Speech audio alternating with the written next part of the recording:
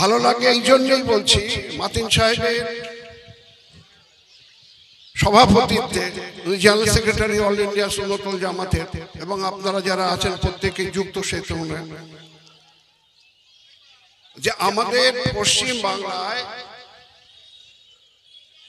এই সুন্নতুল জামাতের পরিচালনায়, আপনাদের সহযোগিতায় প্রায় 220টা শিক্ষা প্রতিষ্ঠান, এটা সোজা কথা নয়, কটা 220টা, এবং সেখানে প্রায় 30,000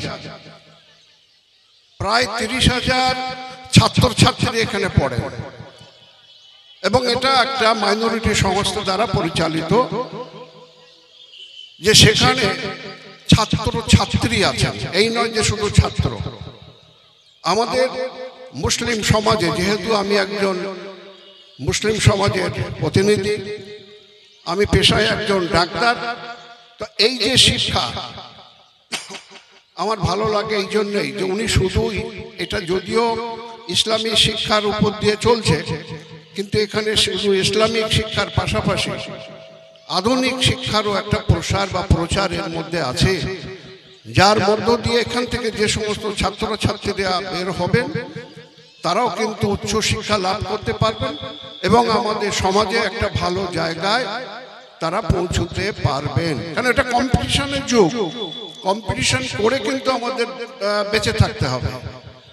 এখন এই যে মায়েদের কথা বলছি, মেয়েদের কথা বলছি, বিশেষ করে মেয়েদের কথা, একটা সমাজ তখনই একটা খুব ভালো জায়গায়, উন্নত জায়গায় পৌঁছতে পারে যদি মায়েদের শিক্ষিত করা যায়।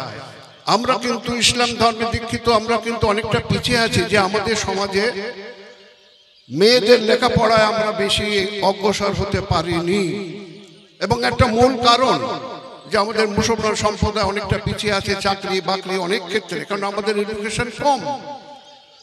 এডুকেশন কম থাকলে যে সরকারি আসুক না কেন ভালো চাকরি আমরা পাবো না।